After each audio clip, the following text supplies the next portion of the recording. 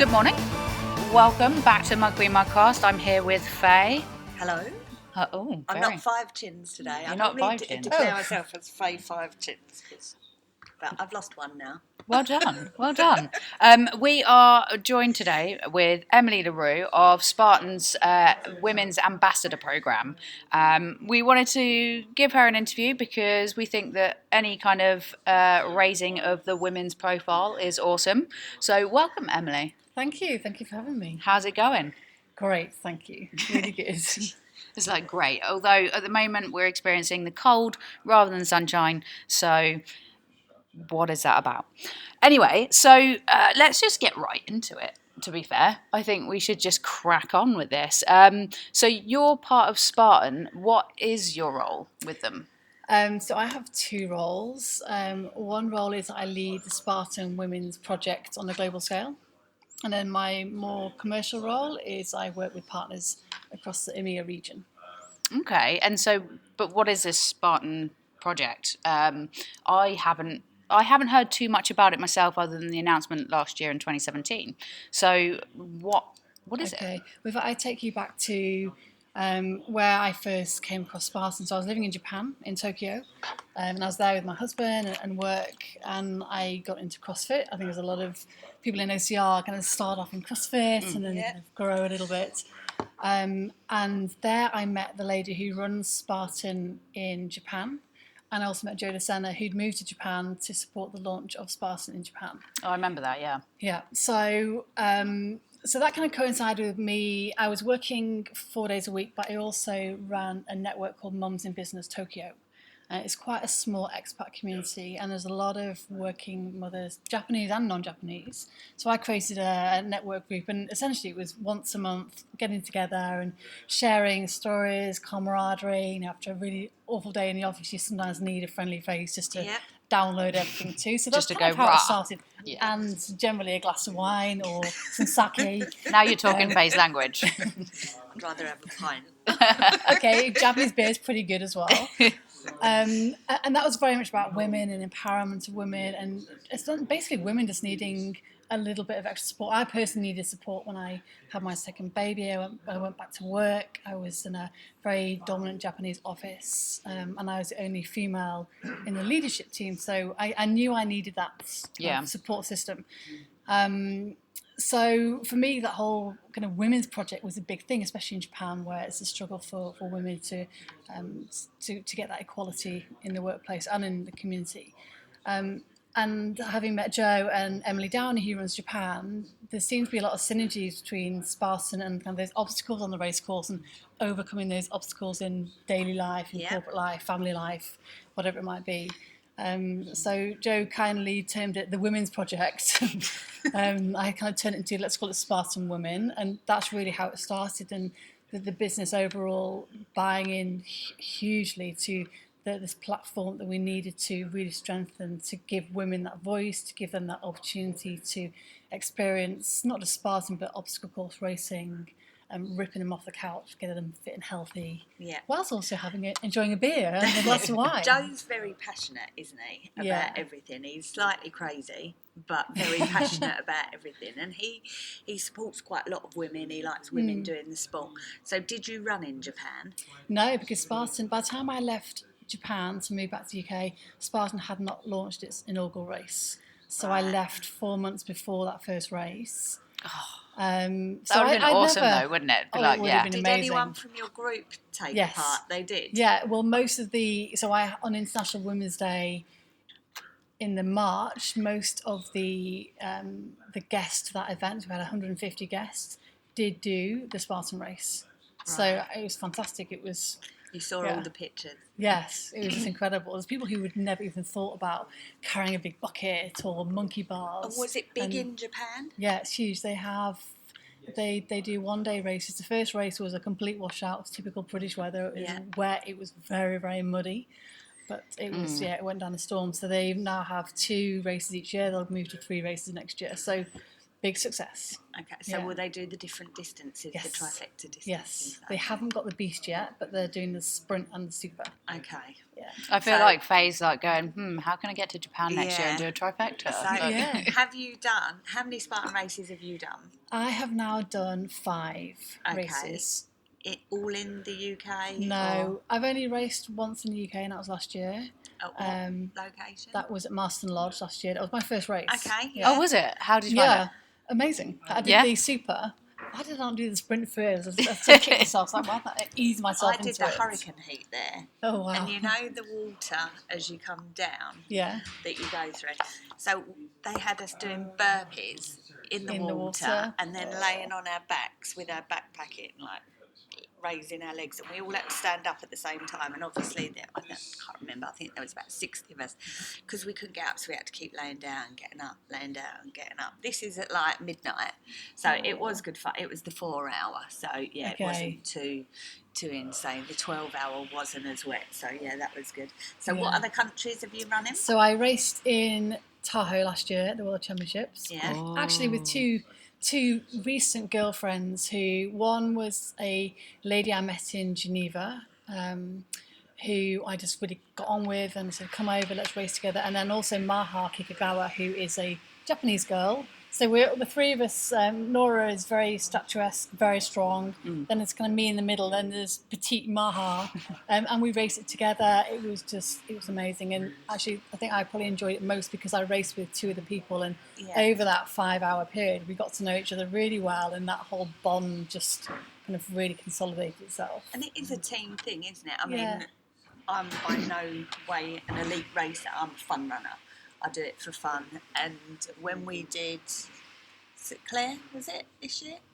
We ran together. Oh, yeah. There was a group of us. We ran with Lisa and both Lisas. So was there 7 of us, 8 of us? Something like that, yeah. Yeah, there was a group of us. Yeah. And it was just nice encouraging each other, laughing, talking to other people on the course. Yeah. You know, because I find if you run it on your own and you're not that fast, it can be quite lonely. I mean, if you've got a mile tyre carry and you've got no one to talk to, it can be a bit like, I'm not really enjoying this as much, you know. So when you're with other people, you laugh and take the mickey out of each other. It's a lot more fun. Well, actually, my first race at Marston, I was on my own. I didn't know anybody at all.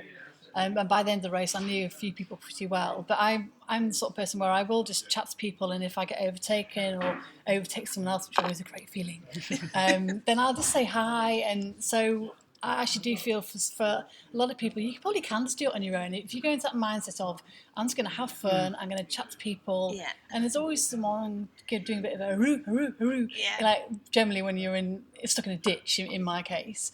So I kind of think it lends itself well to team events, but also individuals can do it if they're willing to just. We picked a guy up on course. Can you remember? you adopted. Okay, I adopted this guy on course. Yeah. So he honestly had a pair of Reebok Classic trainers on, a pair of baggy cotton tracksuit bottoms, and a baggy t-shirt, and the extra weight on his baggy trousers. And I was like, he banged his head, didn't he? Banged his head on something, and I just stopped like, you all right? And he was like, yeah, I'm okay. I said, oh, who are you running with? And he was like, oh, I'm on my own. All my friends have dropped out. And that was it. We sort of carried him around.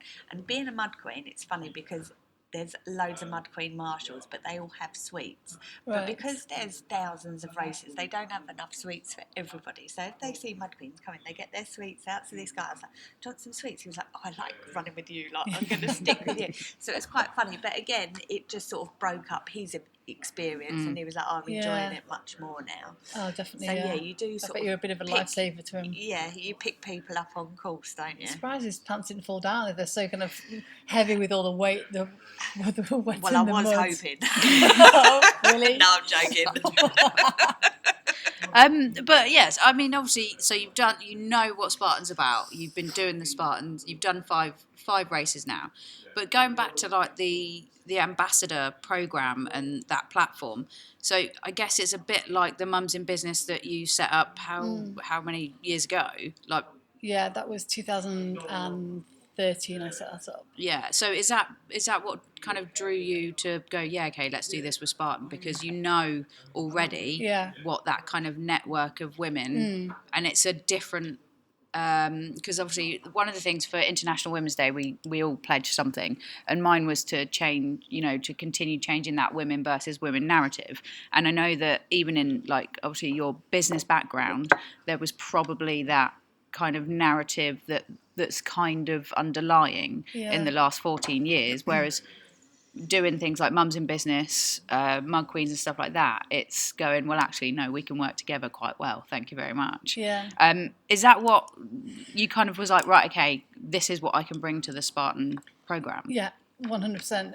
With Mums in Business, I kind of needed to be, I knew I needed to be pushed. I needed someone to, almost have that conversation about do that, think about doing this and do it. And someone almost endorsed me and said, you can do it. So pushing me in that right direction. So when you look at Spartan women, and we're talking about globally, we're talking about 40 plus countries, and I see these just amazing stories of transformation of women who have come from maybe a bad relationship, or they've come out of the armed forces and they've kind of lost that identity, or they've moved from one country to another and they need to rebuild that whole social circle. Or a recent example was a 14-year-old called Kyla from the US who has autism. Her sister races in Spartan Kids, and then her mother raced as well, and they entered Kyla without her knowing, so they got to the race course and Kyla was racing and she did the kids race and she absolutely loved it. And it was like that switch flicked in her mind of, I know I'm different, but it's totally fine to be different. And she, like, her confidence has blossomed no end. Her just her outlook on life is completely changed. And she embraces the fact that, yeah, she's a little bit different, but so what? I mean, I'm different to you guys, and you're different to the next person sat on the we train, couldn't be more different. Faye and I. Do you know what I mean? Yeah. We're very different. You keep on track with the questions and I go off track. Yeah. Always. Pretty much. So I think these Spartan women, it brings normality back into everyday life, and we're saying that you don't have to be an elite athlete to race. It's just get to the start line, and who will inspire you on that race? It's probably those people stood next to you, and the people that you'll overtake or you'll be overtaken by, or the marshals. That will kind of make that whole journey. Yeah. But that's a good point. So with marketing, when you look at a Spartan race picture or in most obstacle races, it's all got a really fit guy or a really fit woman on it. So do you think that that's putting out the wrong impression? Because if it was just for elite racers, there wouldn't be many. Yeah. That it is the majority of the money to put on a race is from fun runners. Yeah. So do you think it's, because if I didn't know now what I knew then, and I looked at the poster, I'd be like, oh my God, I can't do that. I'm not fit enough. Yeah. What do you think? Well, it's a really good point. If you look at Spartan Women, the Facebook page, Instagram page, you will see images that completely blow us out of the water. So you'll see images of transformation. You'll see from 4 to 94-year-olds racing. Yeah. So yes, there's a place for that image of the elite runners. Especially because we are moving towards getting OCR into the Olympics. So there's a place for that, absolutely. But the day-to-day, Spartan and the OCR community overall, it's about the average male, female, young girl, boys, kids, grandmothers, grandfathers actually just giving it a go. Definitely. So take a look at the Facebook and Instagram page, and then you'll kind of see where I'm coming from. That's really what motivates us. It's bringing that transformation concept into everyday life. That's pretty cool. And with the ambassador program, obviously it's exploring all different types of women across the board. How will we see that in the UK? How will we see that in the UK come to light? Is it something that is there a goal for 2018, or is there something that we're going to see that's out there so that people know about this program? Or well, we're constantly talking about Spartan women, and obviously appreciate this is kind of a global process. Luckily, I'm based in the UK, so I've kind of got those nice reaches into key people. I look at people like Jade Skillen, who's one of our elite runners. But she has a boot camp, and I think it's like you've probably seen, like 6 a.m. in the morning, they're all out there, 60, 70 of them. Like, wow, that's impressive determination. Yeah. But But so for me, Spartan's about people. It's about community. So with that community in the UK, the more they are, the more they're talking about Spartan and any obstacle course race, then it's strengthening that platform for women. We will start to look at having some more kind of global programs around Spartan women. For example, October is Breast Cancer Awareness Month, so it'd be great to do. We have a brand called Burpees for Boobs. Burpees your favourite. Yep. Burpees for Boobs. So we've done some really great programs with ambassadors where we've kind of got them to film themselves doing burpees in a beautiful spot in their cities. So we've got spots around Paris and Budapest and the US, and just bring it to life through social media. And that way we can get that community really engaged and constantly asking for ideas and feedback. Okay. And what is the goal though? So, I think Spartan is you kind of already hitting over like 40% female participation. Yeah. For most races and that kind of thing. So, is it necessary still? Like because obviously there's a lot of movements going on with #MeToo and just all these different things happening right now. But if Spartan are already like hitting 40% plus of female participation, is it still necessary? Well, I guess in the same breath, why stop at 40? The goal isn't about a percentage split. The goal is actually about, you're right, with Me Too and equal pay. I think women are at a point globally where their voices are heard. It's the right thing for us to do for the benefit of our children or our friends or colleagues, to actually just become a little bit more empowered for ourselves, either be inspired or inspire that person next to you.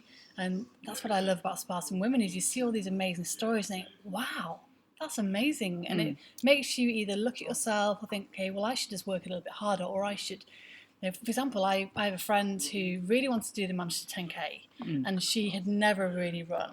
So I said, well, let's go out running on Saturday morning. So we did. It took a long time to run quite a short distance, but each week she'd get faster and faster and faster. And now she's getting really into it. She's much more focused on healthy eating and how she takes care of herself.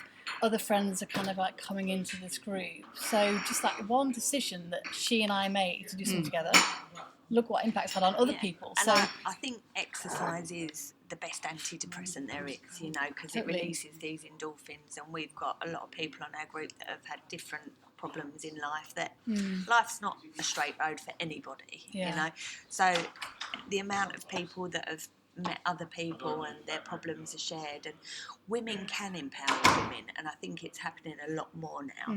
But as a sport, what you were saying about trying to make it more of a sport, this year is the first year that we've had men's and women's elite run separately. Yeah. And how do you think that's going? Well, this year I raced in Munich, and there was quite a big component of both men and women elite. I'm not involved in the operational side, so the race directors, they're the ones who control all that, so I leave that to them. I agree with it in that the fastest men will probably be faster than the fastest women. So from a female point of view, I would hate to be an elite and have to wait at an obstacle, because I have had to wait at an obstacle. I'm sure you have as well. And it's a little bit frustrating when you're kind of you're in the groove and you just want to go. So it's the elite waves at the moment that are split by gender. Everything else, as far as I'm aware, is very much co-gender. And actually that whole kind of gender-neutral co-gender platform is really important to us, because it is a level playing field, whether you're male, female, able-bodied or less able-bodied. I definitely want to talk about the correct results through doing that, because before, when it was elites running together, if a woman couldn't get over something, a man would help her.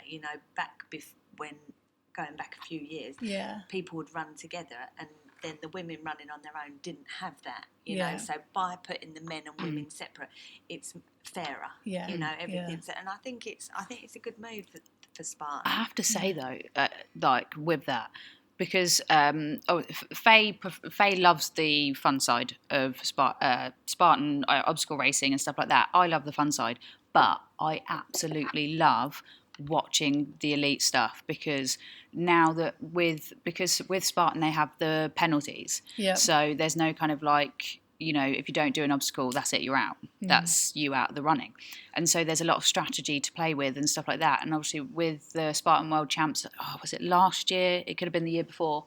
And right at the very end, it was the women that keep giving like a tense finish line, because you're like, like Lindsay Webster, who dropped down from that last obstacle because she was like, if I don't, I probably can beat her on the burpees, and you're right there, you can see the finish line. So she drops down, does, you know, battles out on the burpees and just makes it across the finish line. And I think separating the elites in that way is just a really good idea, because that plays out, and it's just like, oh my, like literally watching it live, and I was like, oh my god, who's going to win? That live stream is really interesting, and we do a lot more live stream, which you'll notice in Munich. The live stream was done with 3 guys who were running alongside number 1, 2, and 3. They weren't doing the obstacles, thank goodness, because I'm not sure how they could keep up whilst also running with a camera. I've seen and Thomas feeding Blunt it through. does a lot of That's that, right, doesn't he? yes, He's great. and the feedback is phenomenal. Just everyone loves to see it, and you're right there in the action. And then I'm not an elite racer, but I kind of love to see it and think, gosh, I know I can do that obstacle, so I'm going to work really hard and I'm going to do it, because you see other people doing it. So yeah, it's fascinating to see how that evolves. Yeah, I honestly, I do. I love that bit of patience, like whatever. But no, I like when we was in Canada, like watching the team races that was and intense. stuff. Yeah, that was so intense, and it's like you're almost like, come on, and it's exciting. Yeah, I think it's evolved from, you know, what we had way back when, which was, you know, tough guy. And, you know, it's evolved so much since then through the help of races such as Spartan that put, you know, these elite parts on. They have the world champs, and didn't they have a European champs last year? Yeah. Yeah.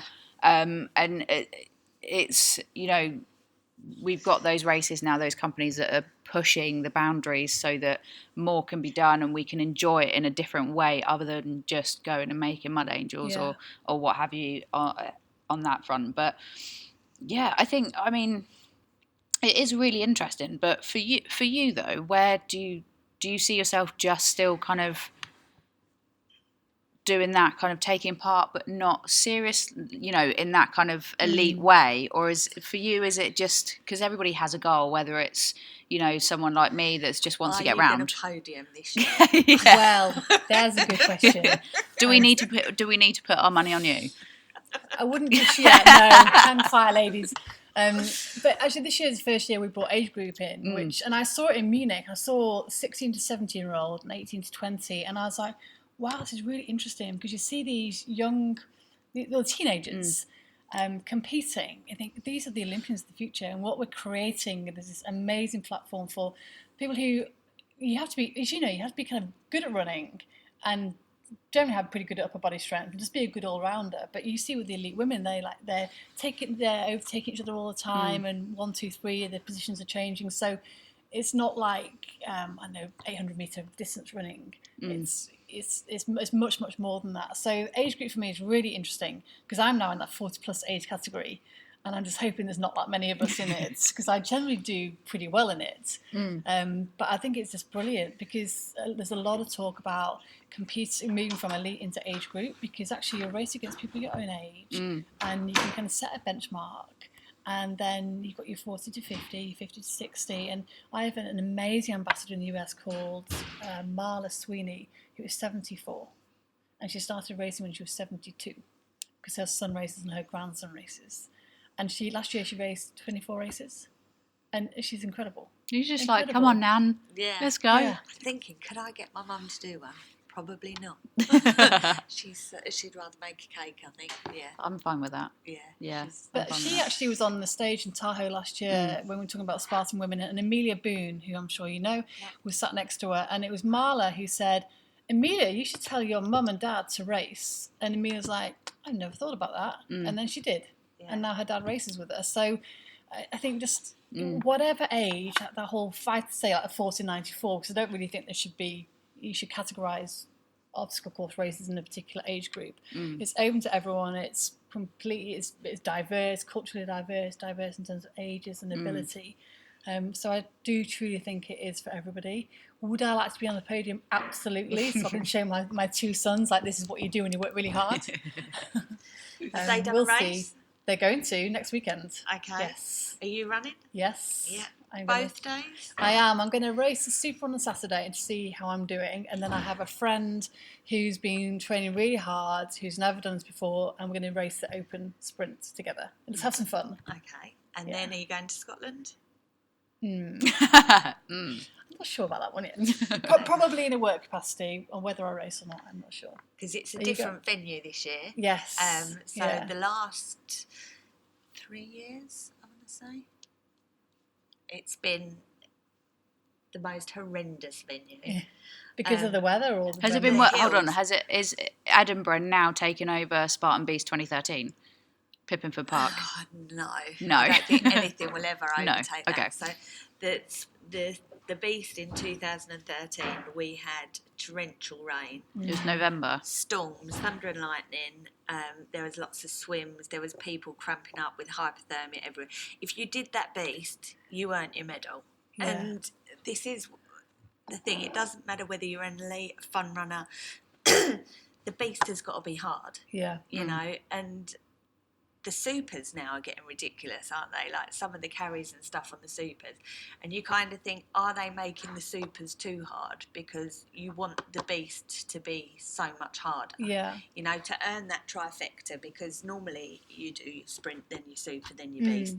So you want to feel that difference with the Beast. And I did Scotland last year, and you had to swim across reservoirs, and the mountains were mental, the hills, the terrain. I mean, it was beautiful, but it was horrendous. Like, you couldn't, at one point you're at top of a mountain in the fog, you couldn't see people in front of you, but you knew it was hard, and it should be, you know, because you're challenging yourself. If something's easy, have you really earned that medal? You know, don't get me wrong, a sprint for people beginning or fast people is good, and it's a good start, but if everybody could complete the Beast easily, where's that progress?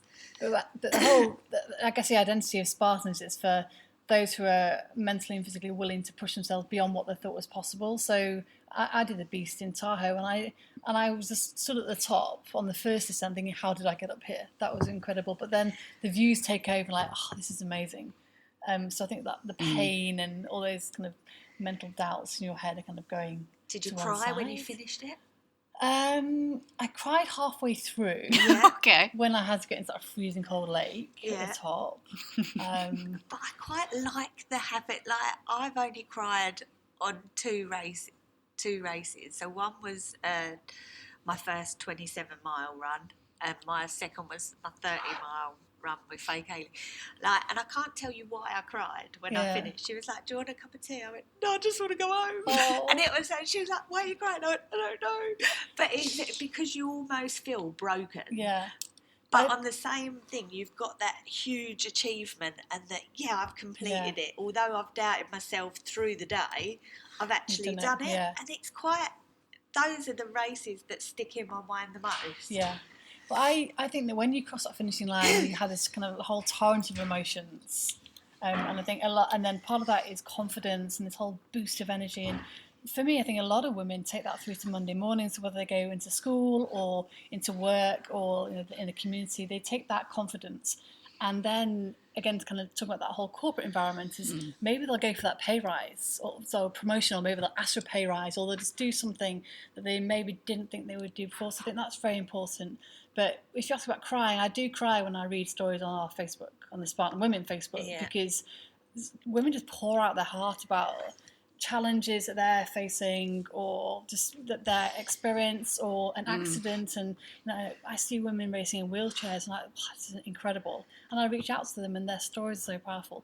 That's when I cry. Because, and that, I think, is the power of that Spartan women community, is that there are so many fabulous women and girls out there of all ages who've all got a story to tell, and you'll be able to take some inspiration from a lot of those, and we in turn can then inspire them. So then it becomes this whole community of just empowerment and confidence. Have you heard of the group I Run for Michael? No. No. So I Run for Michael it's an American group, and it was created quite a long time ago. And you sign up as a runner or as a person, and you get linked to someone with a disability. Okay. All over the world. Oh. Okay. So I signed up 3 or 4 years ago, and I got linked with a little boy called Tyler. Right. And he's only got half a heart. So I become friends with his mum on Facebook, then I run for him. So one year, the year we met, I ran every Spartan race. I did 2 laps. Right. So I kept a medal and I sent one to him. Oh, wow. And I've got goosebumps. it just taught me, this is before Mud Queens, this taught me that if he could survive day-to-day life with half a heart, and he battled, you know, and his mum's amazing. Yeah. He's lovely. He's doing really well. He got out of breath getting up in the day because he had tubes and things like this. But that made me do that second lap of everything, you know, just to send him the medal, and then I get pictures of him with his medals. But there's quite a lot of people in that group that do Spartan races. Or all obstacle races, I mean bone frog and things like that. So it's a really nice group. Wow, that sounds fantastic. I'll have a look at that. Yeah. Be prepared to cry. Because, well, we like our kids being like your boys, so that they're going to do their first race. That's exciting. Yeah. And what do they say when they see your pictures?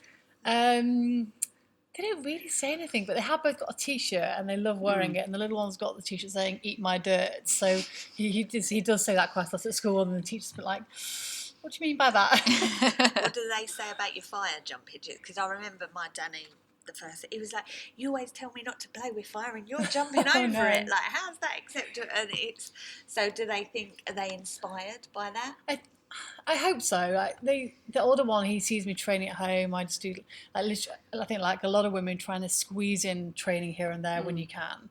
So I've got a few things in the garden. I'll just go out and get the kettlebell out, and he's there squatting while you're waiting for the kettle to boil. It's a little bit like that. And then Oscar will watch me. He'll try and do a press, like, good try, but this is how you do it properly. And then he'll try and do it properly. So I never push anything onto them, but I hope by them seeing what I do. And my husband's also very active. He does a lot of cycling. That will inspire them to try things, and they do. They like to try lots of different sports. And for me and kids, it's all about just try as many sports as you like, and hopefully you enjoy them. And you don't have to be the best, but as long as you enjoy it and it's fun and you make friends, then that's what it's all about. And I guess same with Spartan Women, it's, you know, I feel like I've got friends all over the world because I read their stories and I see them commenting, and they're very active within the Spartan Women Facebook, and also the Instagram is very, very powerful. So yeah, I definitely say check out the Facebook groups. So if you just search Spartan Women Facebook and then Spartan Women Instagram, you'll find them. And so, right, I hate asking this question to women because men don't get asked it, but being a parent, I don't say being a mother, but being a parent and having 2 kids and having a job and doing these things as well, how? Do you know what I mean? We don't ask the guys this, obviously, because quite clearly they can all do it. Really because do a lot. They exactly, don't well, there tidy you go. up But do you know what I mean? Not the tidiest. But how do you? Is there some days, like, you know, because I know that some women are just like, oh my, can we just turn the switch off for a second? Can we just take a breath? Like, do you ever feel, you know, at the end of the day, you are human, like, but you know, how is it that simple that you can just, like smash out some squats or burpees while the kettle's going? Is it some days that you know, some days you are like, just let's slow it down a second? Yeah, well, what works for me is if you set that goal, and that goal is racing in Aston Down next weekend. So that's a goal, and I've told people I'm doing it. So I've got to go and do it. I've got to do it as well as I possibly can. So there's no negotiation. I've got to at least go and do some running and do some burpees to train for it. So that goal for me is very, very important. And then around that is just organising my week. Negotiating with my husband what he'll do and what I'll do, so at least at the weekend we've both got our time that we can go and do things. And he cycles, so he'll be out for like 3 or 4 hours. So I'm totally scoring brownie points every time he goes out for 4 hours. Like, that's 4 hours worth of brownie points. But I also do it with friends, and I think when you do it with friends, you're a lot more accountable, and it's more fun, and it helps you kind of create that time for yourself at the weekends. During the day, it's crazy in the morning, of course, getting kids ready for school, getting to school, working, and then the whole evening routine. But then it still comes back to that goal, that if I've set that goal, then I've got to find that time in that day to do it. So it's teamwork. I find the busier you are, the more routine is, the more structured you are. So it's like a military operation. Like, you know that everyone gets up at this time, everyone's washed and dressed by this time, breakfast. It's very structured. And when you break that, it's chaos. If I work every day, if I have a day off, I'm not in sync, and then everyone else is not in sync. So it's easier to be busy. Yeah. And I think, even Joe himself says, if you want something done, give it to a busy woman. Because you just have this, there's something in us, I think, and it's not necessarily a male-female thing, but for me, there's something in you that makes you get it done. If you've committed to doing it, you're going to get that done. What is it that, at the end of the day, there's so many different races out there, some bigger than others, Spartan, Tough Mudder, over here, Nuclear, all that kind of stuff. But why Spartan for you? Like, I'm not saying that everybody else was knocking on your door saying, hey, come do this. Yeah. But if you had, why what was it about Spartan that said to you, okay, I like these guys, I'm gonna hop on board and promote this? It was just people. It was very simple, the people that I met, and just their enthusiasm and passion, and the commitment to ripping people off the couch and getting people fitter, healthier. So they align with your values. Absolutely, yeah, absolutely. And I'm not saying that the other race brands don't have similar goals, but for me it was people, and I was lucky that I met Joe very early on, and I was very inspired by his story and just how human he is, and kind of open to suggestions. So I just felt that I could actually create something that I felt was right. He and various other people are in agreement, and it's blossoming. Have you read his book? Yes. Okay. Did you enjoy it? Yeah, I did. It's interesting. Yeah, I think with most books you kind of take things out that apply to your life. Like, even I read Sheryl Sandberg's book, Lean In, and overall great book. Some of it I don't agree with it. Some of it is massively valuable to me. So I have to say, read. If you are a woman in the office, read that book. I haven't read it. Have you got it? I might borrow it. I do have it. Yes. You like this quote that a career is a jungle gym, not a ladder. So it's kind of all about that agility. Yeah. And her other great quote was, female in business is like walking through a muddy field in stilettos backwards. So there's just little things that you're like, I totally get that. So it kind of makes you think, okay, how do I get around this problem? So I think with most books, there's always something that you can take out of it that's personal to you, and that'll help you on your own personal crusade. Personal crusade. Is it back in Tahoe this year? Yes, it is. Are you going? Yes. Yeah. I am very excited. Taking part? Yes, I'll think I shall have to. Yeah. Looking forward to the lake? No. It's freezing. Is there one obstacle that you are like literally you come up to it and you're like, oh shit? Yeah. Guess. Have a guess. The lake? No.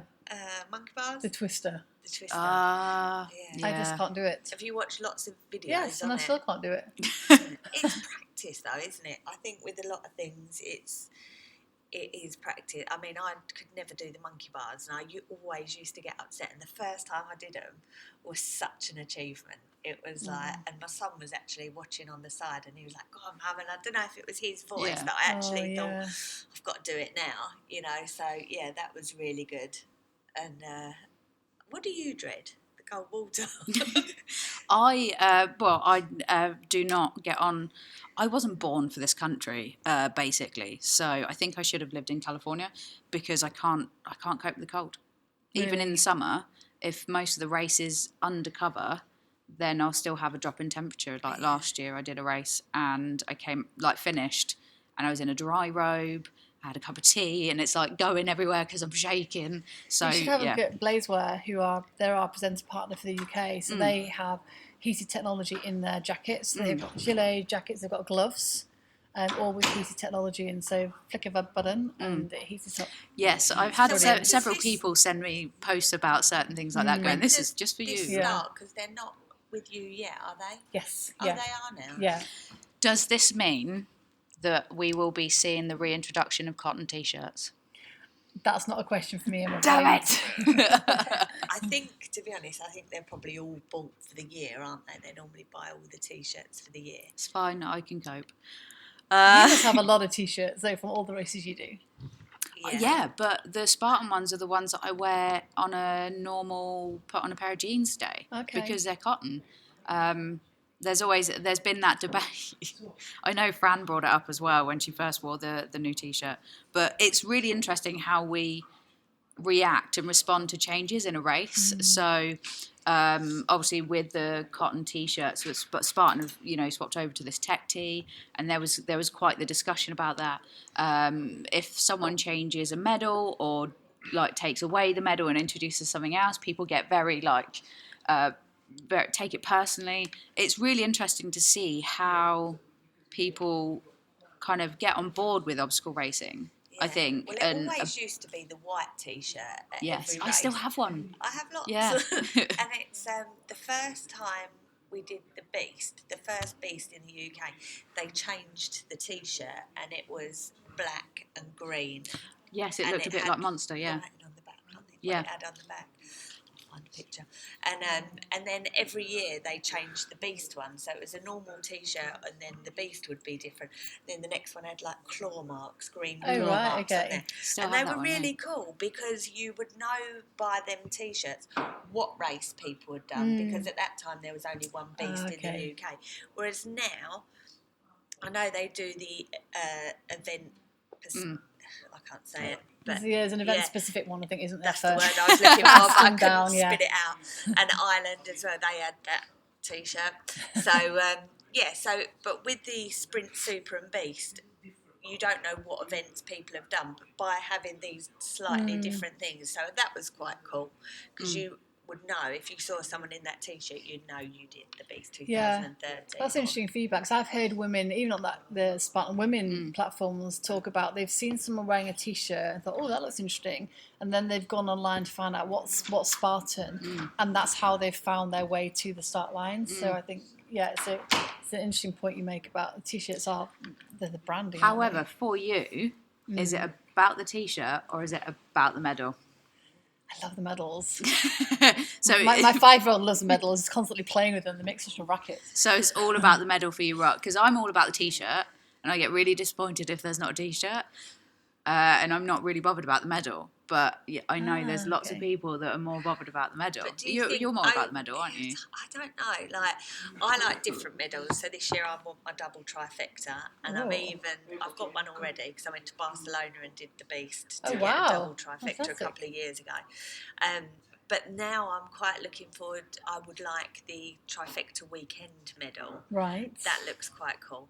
But I've kind of got so many medals now over the last 6 years, is it?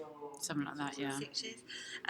So they kind of all hang there, and they don't mean that much, but certain medals mean more, if that makes sense. Yeah, I guess for me, T-shirts and medals are great, but it's still more about the people that I meet. In that first race I did last year at Marston Lodge, I was overtaken at the end by a lovely girl. She's Russian, lives in Dubai, and we just got chatting, and we're still in contact now, and that's kind of my memory from that race, is meeting her. And now I see what she's up to in Dubai, so I kind of have like a little window into her life in Dubai and that whole. Well, that's what happened in 2012. We can't get rid of her. Okay.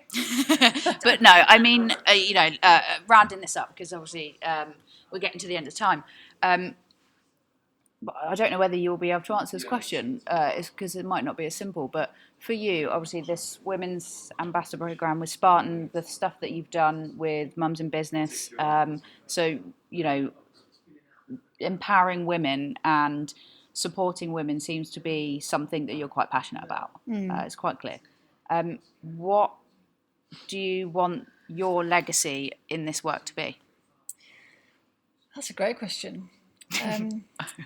I'm not really too fussed on what my legacy. It's more that through the work that I've done, and it's a team around us. It's not just me. There's a big team around us. have we positively impacted the lives of others? And already, yes, we are doing that. So how much more can we do that?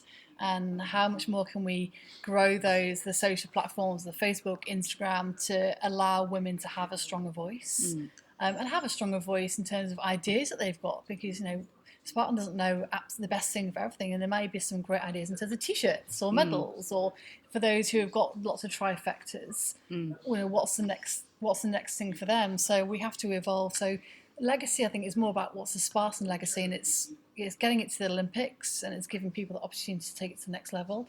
It's constantly bringing in new people to the sport who have probably never thought they could master the monkey bars, or probably would never think that they would go and swim in a freezing cold lake at the top of some mountain range in the Alps or wherever. So the legacy is more around, does Spartan remain as a gender neutral sport, a level playing field where there's no discrimination, it's completely inclusive? So for me, the legacy is kind of the bigger picture rather than about me. Yeah.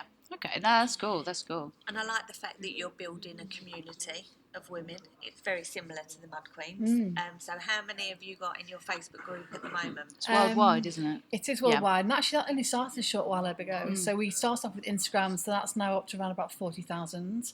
Facebook's probably around about 10,000. We kind of kicked that off a couple of months ago, so that's still quite new. Do you get help with it? Have you got moderators, or are you? Yeah, I've got this amazing admin team who, quite a few of them are based in the US, and we're trying to populate that with more from the international markets. Because it help is with the time global, zone. Yes, gosh, yeah, that time zone is a killer. So yeah, I mean, and they're racers, they're volunteers, they kind of got that same passion. So it will organically, I think, evolve because of the passion from those people, and also because our willingness to kind of bring people in and listen to ideas. So yeah. Okay, so calling it time now. If anybody wants to follow you or find out more about you, where can they go? Well, first of all, have a look at Spartan Women Facebook and Spartan Women Instagram. You can check out also the UK races on spartanrace.uk. Global site is spartan.com. In terms of myself, I'm on LinkedIn. I have my social handles as well. I don't really pay too much attention to them because, again, it's a bigger picture. It's a Spartan picture for me. Yeah. But I am racing the UK, so anyone who wants to come along, let me know. I'm happy to come and show them around, race with them, have a beer with them. We're in Scotland. We're based in Scotland. Sounds like I'm asking to Scotland then. There we go. It's sorted. All right. Well, thank you. See you in Scotland. Thank you very much, Emily. It's been very awesome much. and slightly educational. Exactly. Love learning new things. And Faye's going to learn new things with reading a book. Yeah, I'm going to read a book. All right. Thank you very much, Emily. Thank you. Cheers. Wow.